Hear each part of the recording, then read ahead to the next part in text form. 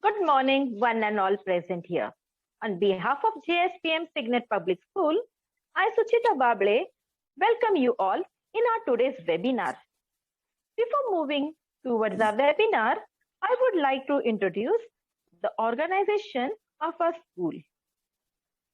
Our inspiration, Professor Dr. T.J. Sawant, sir. He is the founder secretary of JSPM and president of TSSM. Our campus director, Professor Dr. Sanjay Sawant, sir. Respected principal ma'am, Mrs. Kalpana Ilakhe. Respected HM ma'am, Mrs. Dipali Chitole. Coordinators, Mrs. Sangeeta Patil and Mrs. Rama Kapdi. And all the SST teachers. I welcome you all for the today's webinar.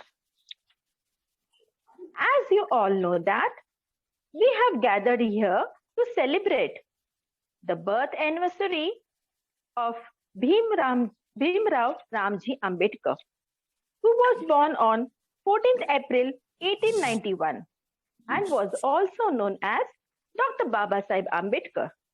Dr. Babasaheb Ambedkar was an Indian jurist, economist, politician, and social reformer. He was British India's Minister of Labour in Viceroy Executive Council, a member of Constituent Drafting Committee, Independent India's first Minister of Law and Justice, and considered the chief architect of the Constitution of India. To know more about Dr. Babasaheb Ambedkar, his journey, struggle for social justice, achievement in life, and many more, this short webinar is organized.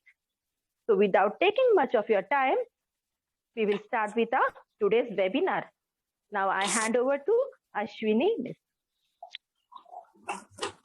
Good morning, one and all present here. I, Mrs. Ashwini Chaudhary, is going to share information about early life and childhood of Dr. Ambedkar. Dr. Ambedkar was born on 14th April 1891 into a very poor family. He was the 14th and last child of Ramji Maloji Sakpal, an army officer who held the rank of Subedar, and Bhimabai Sakpal. His birthplace was a tiny village, Ambavade, in Ratnagiri district of Maharashtra.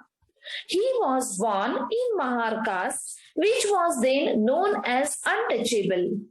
Which studying at school, Bhimrao happened to know the feelings of the high and the low, which was deep-rooted in society.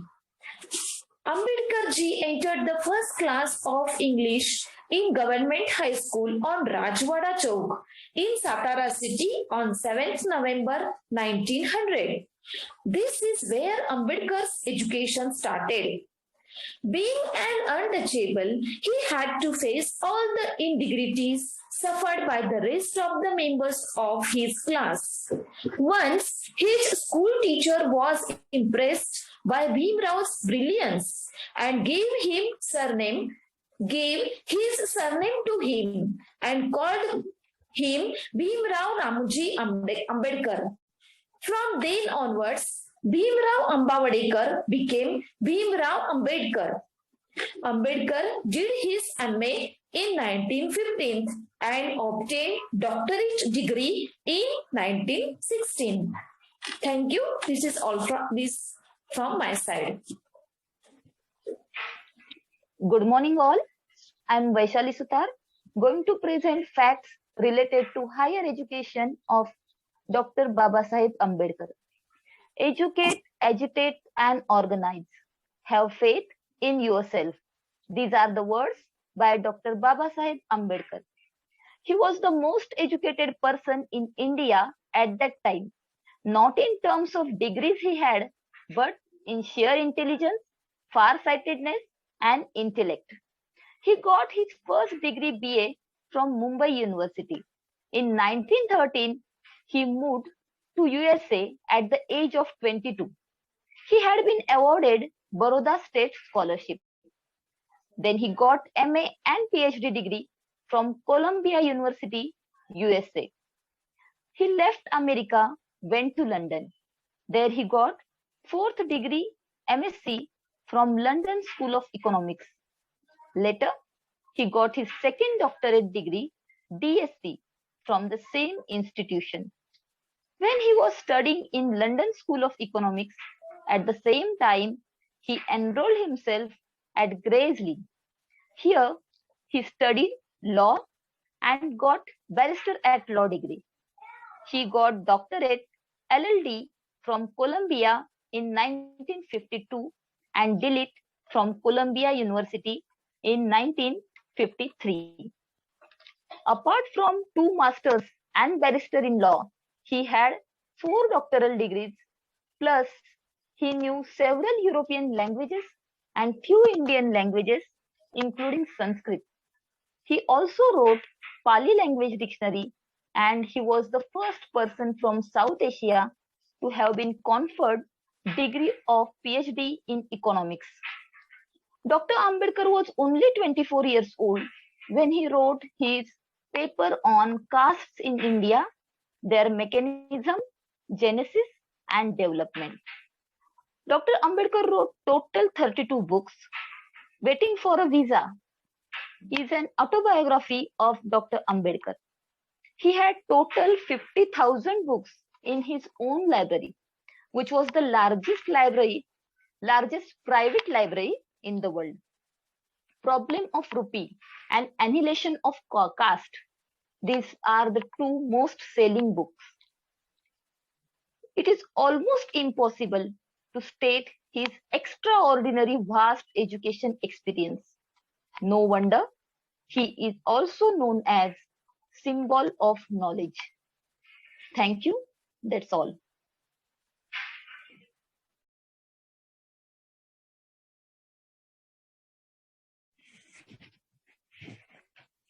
Good morning, one and all. Myself, Vidya Devi Bhavkar.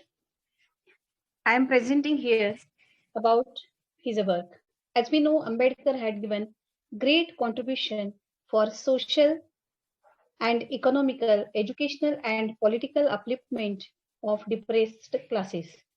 One of the important work done by him means Pune Pact.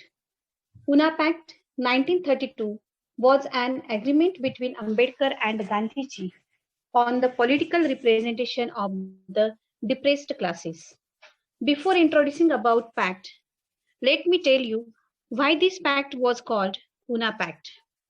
Mahatma Gandhi undertook fast unto death in 1932, mainly because Ramsay MacDonald announced the communal abode. Gandhiji, who was spent several years in Erwada Jail, Pune, during India's freedom struggle, notably in 1932 to 33. That's why an agreement took place between Ambedkar and Gandhi called Pune Pact. On August 1932, the British Prime Minister Ramsay MacDonald announced the communal abode, which provided for separate electorates for the depressed classes, the Muslims, the Europeans, the Sheikhs, the Anglo-Indians, and Indian-based Christians. The award of 1932 was built on the notion of separate electorates that the British government had already put in place through Morley Minto reforms and Montagu-Chelmsford reforms. Under the separate electorates system, such community was allocated a number of seats in the legislature, and only members from these communities would be eligible to vote to elect a representative of the same community to legislative assemblies.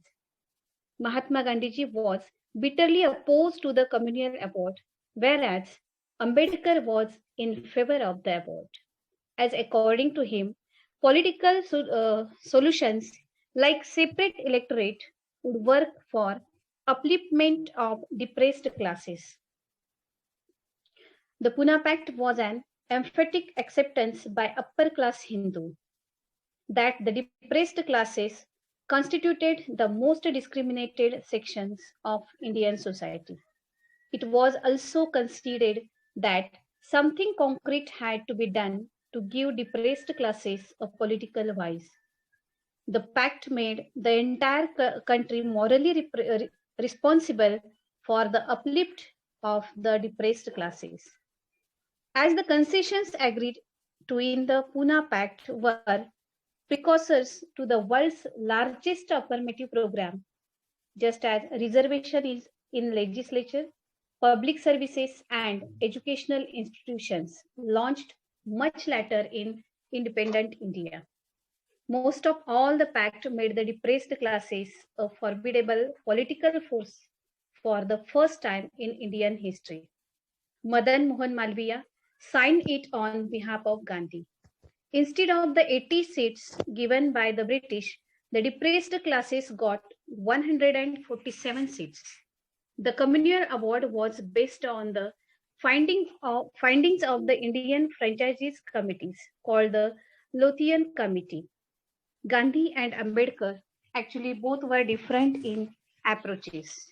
So we can see the pact signifies a solution derived by two different ideologies. It means Ambedkar's political approach and Gandhiji's social approach, striving to achieve a common goal for upliftment of one of the most vulnerable section of Indian society. At end, in the Pune Act had changed the Indian political history and the destiny of millions of Dalit across the country. However, social stigma attached to the caste system still remains in the Indian society. Therefore, in order to establish an egalitarian society in true sense, Gandhian philosophy and Ambedkar's notion of social democracy is much more relevant than ever before. Thank you.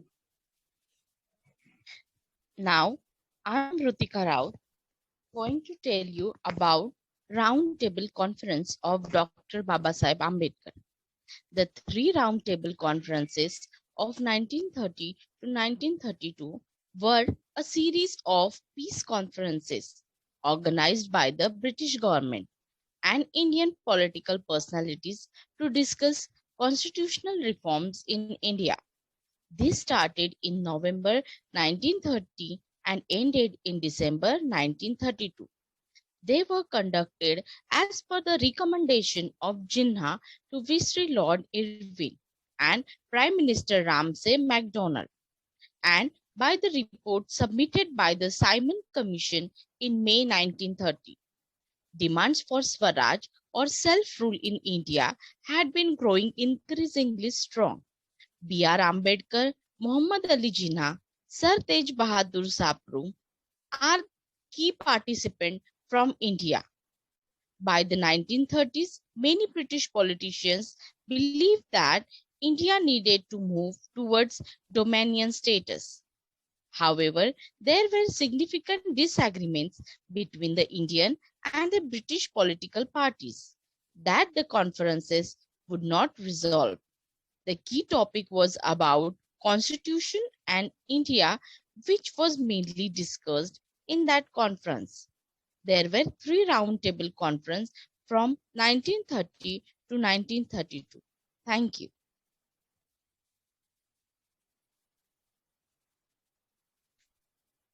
Hello everyone, myself Sarika Chaudhary. As we all know that Dr. B.R. Ambedkar had done a lot for the upliftment of the depressed classes. So today I am going to talk about one such effort taken by Babasaheb Ambedkar. It is Mahad Satyagraha, or also known as Chaudhar Satyagraha. This Satyagraha was launched by Dr. Bhimrao Ambedkar on 20th March 1927 at Mahad city of Raigad district of Maharashtra. Dr. Babasaheb Ambedkar, along with his followers, drank the water from the Chaudhar lake and thereby allowing everyone to drink water from it. This Satyagraha led to the initiation of struggle for social equality. Chaudhar Tale Satyagraha is a well-known part of history, and to commemorate it and as a symbol of equality, every year 20th March is celebrated as Chaudah Tale Satyagrah anniversary. Let's talk a little about the background of Mahad Satyagrah. In 1926, Municipal Board of Maharashtra passed orders to throw open the famous tank of Mahad city to all communities. Earlier, untouchables were not allowed to use water from Mahad tank. High caste Hindus opposed this order of municipal board. In response, Ambedkar organized a conference of untouchable delegates at Mahad on March 28, 1927 to support the decision of municipal board. After the conference, all delegates marched to the tank and asserted their right to drink and take water from the tank. During meeting, Baba Saheb Ambedkar argued that it is not as if drinking the water of the Chaudah Lake will make us immortal. We have survived well enough all these days without drinking it. We are not going to the Chaudah Lake merely to drink its water. We are going to the lake to assert that we too are human beings like others. It must be clear that this meeting has been called to set up the norm of equality.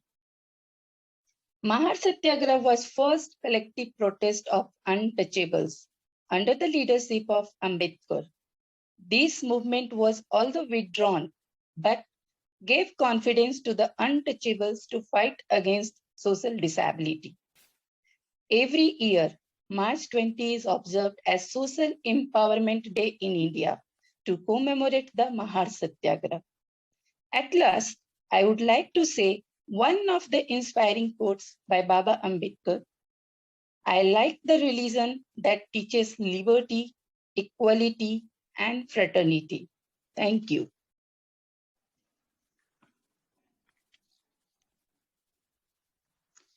Hello all, this is Renuka Sathe. I'm going to tell you about one of the most important institutions which was formed by Dr. Baba Saheb Ambedkar for removing difficulties of the untouchables. In March 1924, to launch social movement for the uplift of the untouchables, Dr. Baba Saheb Ambedkar called a meeting on 9th March 1924 at the Damodar Hall, Mumbai, to consider the eligibility of establishing a central institution for removing difficulties of the untouchables and placing their grievances before government. After much discussion and debate, it was resolved that an institution be established, and according it was founded on 20th July 1924 under the title Bahishkrit Hitakarani Sabha.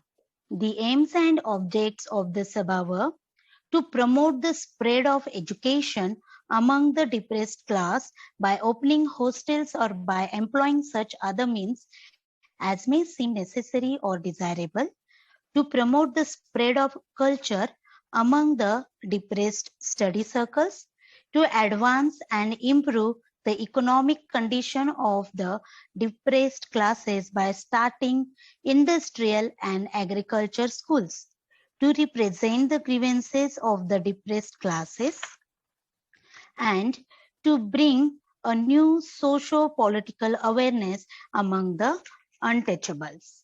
The Bahishkrit Hitakarani Sabha launched a purposeful program in keeping with its aim and objects in order to arouse the untouchables and make them conscious of their rights. The Sabha arranged for hostel accommodation at Sholapur for high school students who belonged to the families of untouchables in January 1925. All the expenses of the students like clothes, stationery, food, all these things were made by the Sabha.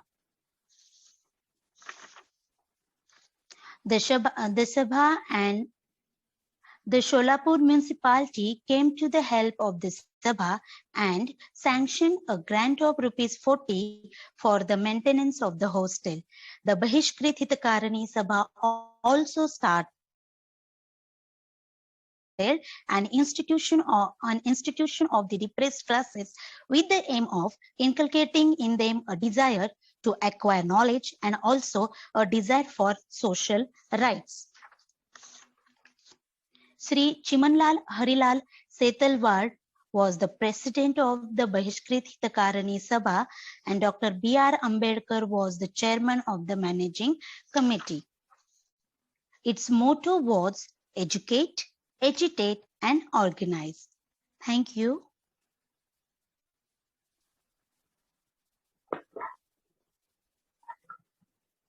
Hello everyone, myself Archana Dhage, presenting here Dr. Babasaheb Ambedkar's political career.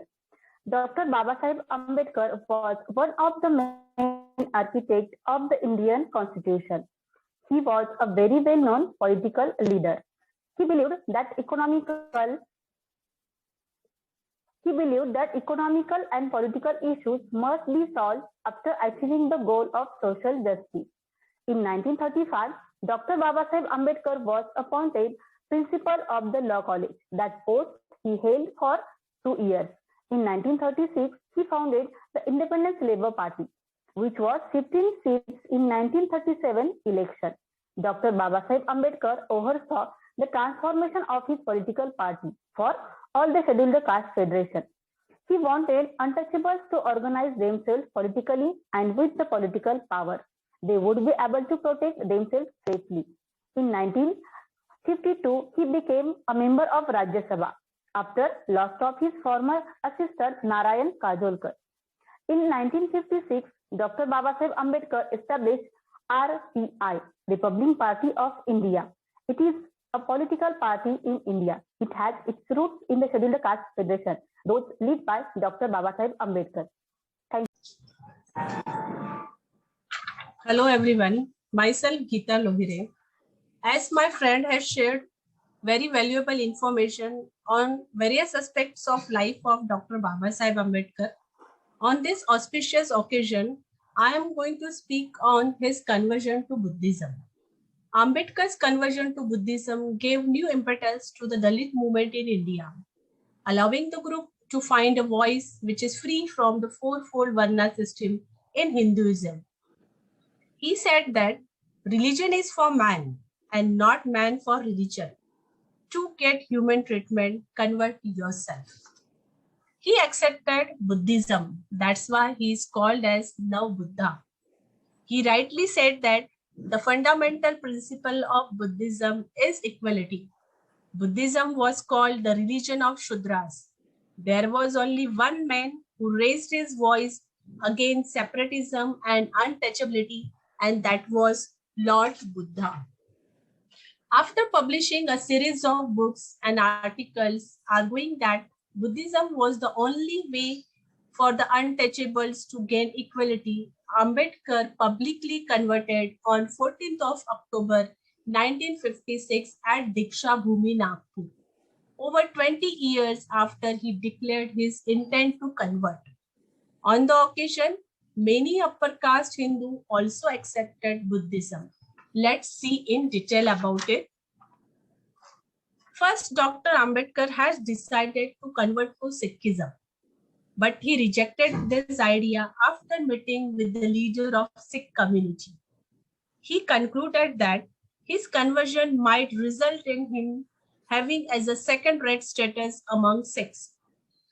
Dr. Ambedkar studied Buddhism all his life, and around 1950, he turned his attention fully to Buddhism and traveled to Sri Lanka to attend meeting of the World Fellowship of Buddhism. Ambedkar announced that he was writing a book on Buddhism, and as soon as it was finished, he planned to make a formal conversion to Buddhism. In 1955, he founded the Buddhist Society of India. He completed his final work, The Buddha and his Dhamma, in 1956. It was published. The movement was launched in 1956 by Ambedkar when 500,000 Dalits joined him and converted to Navayana Buddhism. It rejected Hinduism, challenged the caste system in India, and promoted the rights of Dalit community. Buddhism met his core values of rationality, morality, and justice. After meeting with the Sri Lankan Buddhists, Ambedkar organized a formal public ceremony for himself and his supporters. Ambedkar completed his own conversion along with his wife. He then proceeded to convert some 500 of his supporters who were gathered around him. Dr. Babasaheb Ambedkar not only gave untouchables their own lost identity, but connected them with long, glorious history of their own. That's all. Now over to Ujjwala Salunkhe, Miss. Hello everyone, myself Ujjwala Salunkhe. Today I'm going to give you some information about B.R. Ambedkar National Award and Dr. Babasaheb Ambedkar Mahaparinirvan. This award was instituted in the memory of ex-law minister and founder of Constitution of India in the year 2013 to reward the outstanding performance in the various fields. It was established in 1992 and is administered by Dr. Ambedkar Foundation. The award symbolizes the vision of Babasaheb Ambedkar for social understanding and national integrity. The money constituent of this award is 1 million rupees and a citation. This award is provided by the hands of the President of India. Dr. Babasaheb Ambedkar awarded Bharat Ratna in the year 1990. Dr. Babasaheb Ambedkar left this world on 6th December 1956. This day is celebrated as Mahaparinirvan Din or death anniversary. Since 1948, Dr. Ambedkar suffered from diabetes. His health worsened during 1955. He completed the final manuscript named The Buddha and His Dhamma in December 1956. 3 years later, on 6th December 1956, the chief architect of Indian Constitution, the social reformer, economist, thinker, politician, and the first law minister, Dr. Babasaheb Ambedkar, breathed his last while in his sleep. A Buddhist cremation was organized at Dadar Chowpatty Beach on 7th December, attended by 500,000 grieving people. Now it is known as Chaitya Bhumi. Now it's time to convey a vote of thanks. Myself, Mrs. Ujjwala, on behalf of Signet Public School and team, extend a very hearty vote of thanks to all the listeners, our audience. Without you, this webinar won't possible. A special thanks to our principal ma'am, Honorable Mrs. Kalpana Nilakhe ma'am, our HM ma'am, Mrs. Dipali Shitole, our both the coordinator ma'ams, my colleague teachers for giving support and guidance as well. I'm grateful to all, especially parents, students who make this webinar successful. Thank you.